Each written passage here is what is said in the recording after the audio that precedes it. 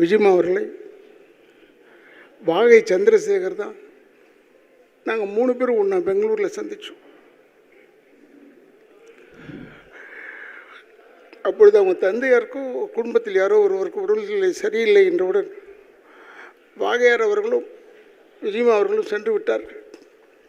ஆனால் நான் மீண்டும் அடுத்த ஷூட்டிங்கில் சந்திப்போம்ப்பான்னு சொல்லிட்டு போயாச்சு. அப்போல்லாம் சார் தான் கூப்பிடுவோம். இப்போ நான் பீச்சில் போய் 4:30 மணிக்கு வாக் போவேன். அப்போ பார்த்தா ஒருத்தர் ஓடி வந்துக்கிட்டே இருப்பார். யாரா இதுன்னு ஒத்து பார்த்தா விஜி. என்ன விஜயமான சர்வசாதாரணமாக சொன்னாப்புல, இல்லைடா எனக்கு படம் இல்லை, அதனால் உடம்பு பார்த்துக்கணும்ல.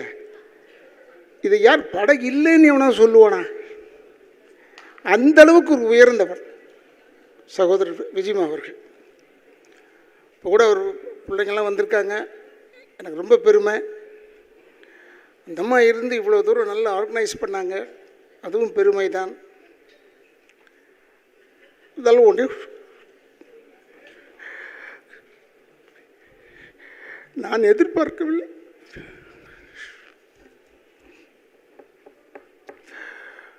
இவ்வளோ சீக்கிரம் போயிடுவான்னு எதிர்பார்க்கல. அதெல்லாம் போய் அவை இருந்து முன்னின்று செய்ய வேண்டிய வேலை எங்களை செய்ய விட்டுட்டான் என்ற கவலை தான். அவன் அப்படிப்பட்டவன், விஜயம்மா அப்படிப்பட்டவன். எல்லார் மனசுலையும் இருந்தாப்புல.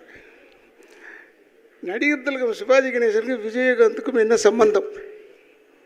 ஆனால் கடைசி வரைக்கும் நின்றவன், கடைசி வரை நின்றவன். யாராலும் நிற்க முடியாது.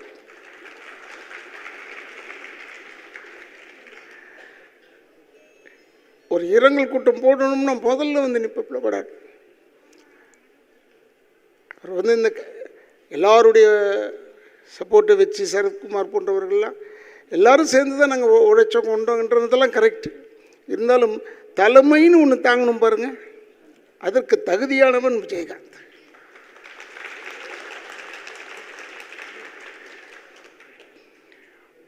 சகோதரர் விஜயம்மா, வாகையார், நானே, எஸ்.எஸ். சந்திரன், பாண்டியன், தியாகு, இந்த 6 பேரும் ஒரு டீமாக இருப்போம்.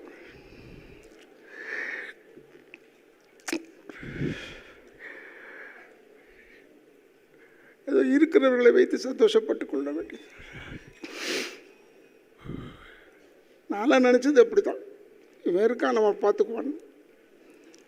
அதனால தான் தியாகு எழும்போது கூட இப்போ நான் யார்கிட்டடா போவேன் கேட்பேன்னு சொன்னேன். அந்தளவுக்கு ஒரு நட்பு பாசத்தோடு இருந்தவர்கள்.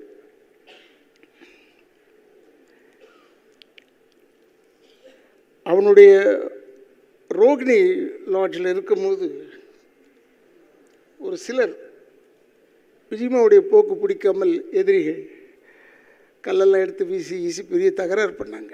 கேள்விப்பட்டது தான். சந்திரசேகர், அப்போ அபிராமபுரம், நான் தேனாம்பேட்டேன், 2 பேரும் சேர்ந்து உடனே அங்கே போய் நின்றுட்டோம். விஜயம்மா ரூமுக்கு வெளியே ரவுண்டாக அடித்தவன் அப்படி தான் எடுத்த உடனே கேள்வியை. எங்ககிட்ட நல்ல வார்த்தையே வராது வேறு. உடனே என்ன செஞ்சோம், யார் அடித்தாங்கன்னு தெரிஞ்சது நேரம் அவனுடைய ப்ரெஸ்லேயே போய் அடித்தோம். அவனுடைய ப்ரெஸ்ஸில் போய் அடித்தோம் மாம்பழத்தில். அப்படிப்பட்ட ஒரு நட்போடு வாழ்ந்தவர்கள். எனக்கு கால் உடைஞ்சு போச்சு உழவன் மகனில். கால் உடைஞ்ச உடனே என்னால் சரியாக ஃபைட் பண்ண முடியல. அப்போ நின்றுக்கிட்டே செஞ்சு முடிச்சு கொடுத்துடலான்னு சொல்லி கிளைமேக்ஸ் ஃபைட் வேறு. சரி நின்றுக்கிட்டே செஞ்சோம். அப்போ பணம் கொடுக்கும்போது என்னுடைய சகோதரர் இப்ராஹிம் ராவுத்தர், இல்லை இவ்வளோ குறைச்சி கொடுக்கணும், அதை அப்படி அவர் கணக்கு கரெக்டாக தானே பார்ப்பார். அவர் பார்த்தார் கணக்கு.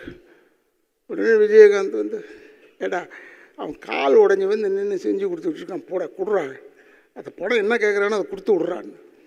அந்தளவுக்கு ஒரு தாய் உள்ளம் கொண்டவன் சகோதரர் விஜயகாந்த். என்ன பேசி என்ன பிரயோஜனம்? இனிமேல் கிடைப்பானா தெரியவில்லை. ஆனால் நம்மளோடு தான் வாழ்ந்து கொண்டு இருக்கிறான் என்று எனக்கு தெரியும். இப்போ வாழ்ந்துக்கிட்டு இருக்கான். அவனுக்கு குடும்பம்ன்றது 2வது பட்சம். ஃபஸ்ட்டு யாருன்னா இந்த கலைத்துறையை சேர்ந்தவர்கள் தான் அவனுக்கு ஃபஸ்ட்டு. அதில் விட்டு கொடுக்கவே மாட்டான். எனக்கு உடல்நிலை சரியில்லை, அப்போ நான் வாடகை வீட்டுக்கு போயிட்டேன். திடீர்னு பார்த்தா உள்ளே வரும்போதே ஒரு ஃபோர்ஸ், ஒரு காற்று, சிங்கம் வந்த மாதிரி இருக்கும். யார்? விஜயகாந்த் உள்ளே வரப்பில்ல. அப்படி எல்லோரும் மறந்துட்டாங்க. அப்படி ஒரு ஃபோர்ஸ் அவனை இப்போ சொல்லியிருக்காங்க. இப்போ 2-3 பேர் எங்களையும் திட்டிருக்கான், என்னையும் வாழையாரெலாம் திட்டியிருக்கான்.